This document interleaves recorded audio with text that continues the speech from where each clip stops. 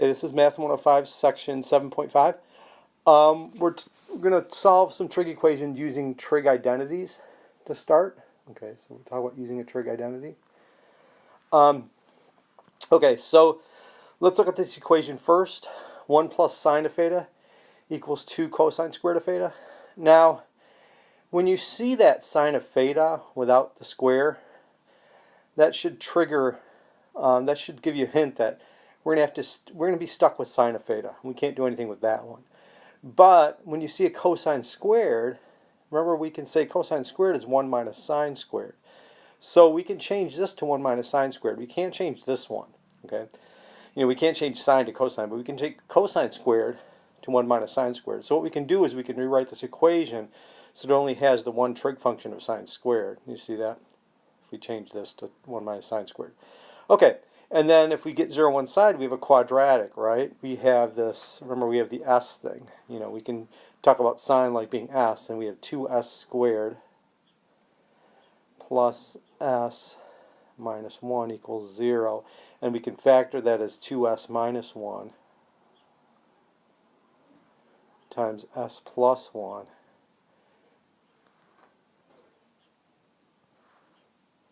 equals 0. And then we can go back and change it to sine. So 2 sine minus 1 times sine plus 1 as factors equals 0. Just like we did in section 7.4. Okay, so now we have 2 sine of theta minus 1. The first factor gives us sine of theta equals 1/2. Okay. And then we have sine of theta plus 1 equals 0. The other factor gives us sine of theta equals minus 1. Okay, so as we go around the circle from 0 to 2 pi, so what we're doing is we're going around the circle once forward, okay, to get these solutions. Okay, so we go from 0 to 2 pi. So where's our sine of theta equal to 1/2? At pi over 6 and 5 pi over 6 for theta. And where's sine of theta equal to minus 1? At 3 pi over 2. Okay. And then we can get all the solutions by just adding integer multiples of 2 pi to these solutions. So we get these three basic solutions by going around the circle once. And then we can add 2k pi to each of these to get our solutions for, all possible solutions for this equation. So we get pi over 6, theta equals pi over 6 plus 2k pi, adding multiples of circles, backwards or forwards. Remember, k is an integer. Theta equals 5 pi over 6 plus 2k pi, and then theta equals 3 pi over 2 plus 2k pi, where k is any integer. Okay, let's look at cosine theta 1 plus 1 equals sine of theta in the interval 0, 2 pi. So here we're just going to look for solutions in the first circle going forward. So we're not going to look at adding circles to our solutions because we're just going to look at this interval. Okay, but we can't convert either of these to you can't convert that to sine, you can't convert that to cosine. But what we could do is square both sides, okay? And if we square both sides, we square this side, we get cosine squared plus 2 cosine plus 1. And if we square this side, we get sine squared. Okay. And remember, we can change sine squared to 1 minus cosine squared using our Pythagorean identities. So now we have everything in terms of cosine. Okay. And then if we get everything on one side, it's a quadratic. And remember, you can write cosine like c, so it's 2c squared plus 2c equals 0. And then we can just factor that. We can factor out a 2c out of that, right? 2c times c plus 1 equals 0. So, or we could just leave it as cosine, but the same idea. We can factor that. We can factor 2 cosine out of both of this thing here, okay, this quadratic. Okay, so that gives us 2 cosine of theta equals 0, which means cosine is 0. Okay, and then cosine of theta plus 1 is 0, gives me cosine of theta equals minus 1. Okay, as we go around the circle forward, we're going 0 to 2 pi, right? Okay. So we just do that, one cycle around. We don't have to add the 2k pi because remember we're just looking at the solutions from 0 to 2 pi. Where's cosine equal to 0? At pi over 2, right? And then at 3 pi over 2, where we're on the y-axis. Okay. And then where is cosine equal to minus 1? At pi, right, as we go half around the circle. Okay, so those are our solutions to that. Now we do have to check our answers because remember when you square both sides of an equation, you can get extraneous solutions. So let's do that next. Now we're plugging into the original equation. So when theta equals pi over 2, Cosine of pi over 2 plus 1 is 0 plus 1, and sine of pi over 2 is 1, so that one works. Okay. Let's try pi. I'm going to do the ones that work first. Cosine of pi is minus 1, plus 1 is 0, and sine of pi, that should be pi there, is 0. Okay. So that works. Okay. And then finally, the middle one, theta equals 3 pi over 2. Cosine of 3 pi over 2 is 0, plus 1. Now sine of 3 pi over 2 is minus 1, so this is not true. So we would throw out this solution as extraneous. Okay. And remember, that happens because when you square both sides, you can get extraneous solutions, right? Because remember if we have something like minus 3 equals to plus 3, that's not true, but if you square both sides, it is, right? So you actually start with something that's not true. Square both sides, you get something that is true. So that's why we can get those extraneous solutions when we square both sides of an equation. Okay, let's look at the equation sine of x equal to cosine of x. Okay, let's say we want to solve that. Okay, we can do this graphically, and I'm not going to require you to do this, but I just want, so if you use a graphing calculator, you can see this is sine of x is that first curve, and then cosine of x is this one, right? And we want to see where they're the same, where they meet actually, right? And that would be the x values where they meet. So they meet here, and then they meet here again, right? And then as we cycle through, they'll meet again, right? So, so we can see where cosine and sine are the same, and it's going to give us our x coordinates and our y's in radians. Okay, so the first one is x equals 0.785, 39816, and y is 0.7071. Okay, second one is x equals 3.926. That would be this one, and the y is minus 0.7071. Okay, now we might remember this as being square root of 2 over 2. Okay, sine of now x here would be this would be pi over 4, and this would be square root of 2 over 2. Okay, 45 degrees, and then square root of 2 over 2. This would be 5 pi over 4, you know, where we're in the third quadrant. Okay, 5 fourths pi is 3.92699. And then this would be minus square root of 2 over 2 for both sine and cosine. So that's where that minus 0.707. So just, you know, in the graph you'll see the radians. It won't seem like it's the same because we don't have pi in our numbers here. But if you change degrees, you'd see that y, you know, this would be this would be 45 degrees, and this would be 225. Okay. So that's how we do it graphically.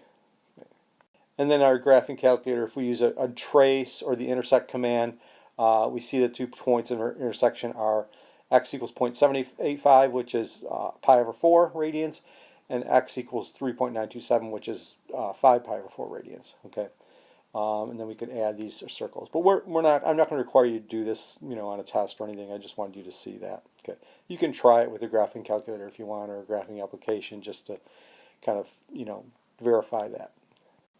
Okay, but let's do this algebraically, where it's sine of x equals cosine of x. Okay. Now we can't use cosine of x equals 0, right? So we can divide both sides by cosine of x, right? Because we're not going to use, when cosine of x equals 0, sine of x is not equal to 0, so that doesn't apply here. So if we divide both sides by cosine of x, we get sine of x over cosine of x equals cosine of x over cosine of x, which is 1, right? Or tangent is 1, okay? And if you remember, when tangent is 1, that's where we're at 45 degrees or pi over 4, or we're at 225, you know, in the third quadrant. So we're either here, halfway through the first quadrant, okay, or we're halfway through the third quadrant, right? And that gives us tangent equal to 1 in both of those cases. So this would be pi over 4 here, right, and then this is 5 pi over 4 here. Okay, so this is when they're both negative, right? Square root of 2 over 2 for sine and cosine, but they're the same, right?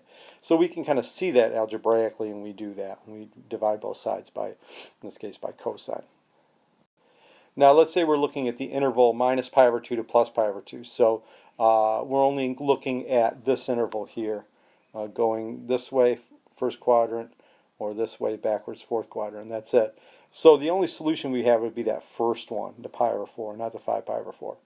So And then we can add, so the only solution in the interval minus pi over 2 to plus pi over 2 is pi over 4. But since tangent is period pi, we could add multiples of pi. Now this, if we do this, it also includes the 5 pi over 4, so really we only need this solution to describe all of them if we add the k pi. Okay. So, this is 45 degrees or pi over 4, and that's where sine is equal to cosine, right? Because tangent is 1 there. Sine and cosine are both square root of 2 over 2.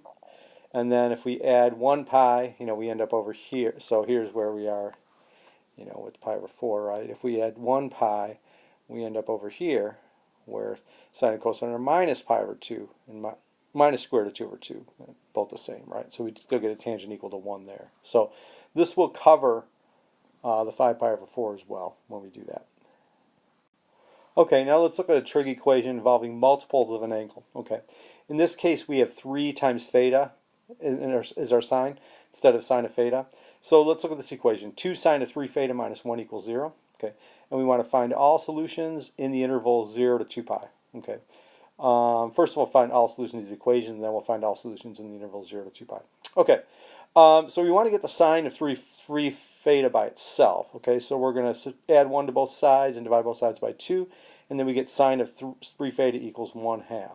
Now we can't divide by 3 here. We can't take the 3 out of here because we're taking sine of that whole angle, 3 theta. So we have to leave it in there. That's sort of locked in there. Okay, but we can do a substitution.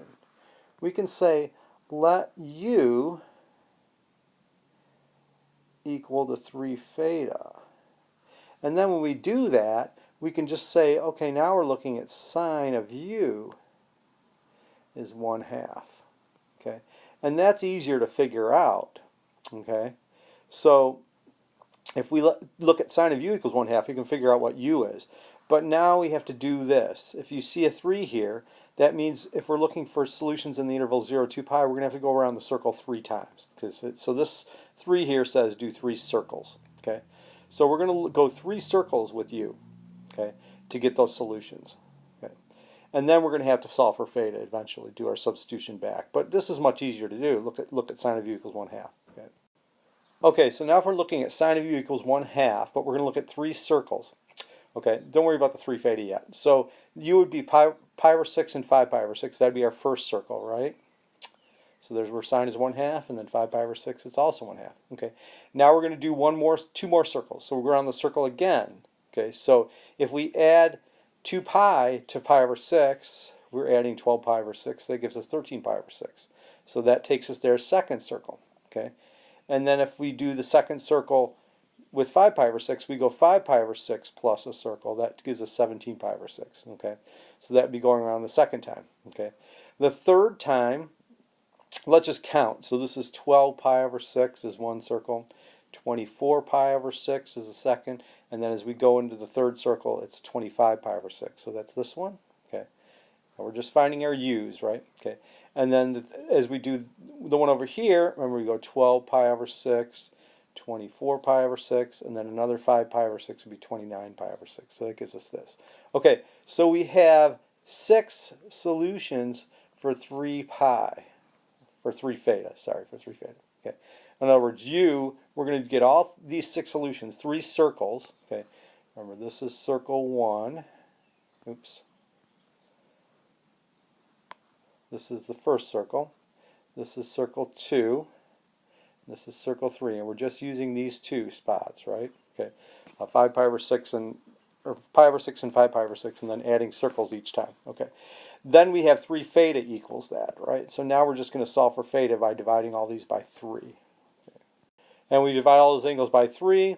Remember, this would be our first circle, second circle, third circle. Pi over 3 becomes pi over 18. Pi over 6 becomes pi over 18 because we're dividing by 3. Okay. 5 pi over 6 becomes 5 pi over 18 divided by 3. Remember, because we're saying 3 theta was all those. 13 pi over 6 becomes 13 pi over 18. 17 pi over 6 becomes 17 pi over 18. 25 pi over 6 becomes 25 pi over 18. And then 29 pi over 6 becomes 29 pi over 18. So we're just dividing all these by 3. Because remember we had said 3 theta was equal to those 6 angles that we got. So now we have to divide all these by 3 to get theta. Okay, so these are our solutions to this angle. Because if we triple any of these angles, we're going to get pi over 6, 5 pi over 6, 13 pi over 6, 17 pi over 6, 25 pi over 6, and 29 pi over 6. And that will give us, where our sine is 1, or where where our cosine is 1/2, right? Excuse me, where our sine is 1/2, right? Would be pi over 6 and 5 pi over 6. We'll look at another one of these in class too, but if you see like 2 theta, that means go around the circle twice with your substitution. If you see 3 theta, go around the circle 3 times with your substitution, etc.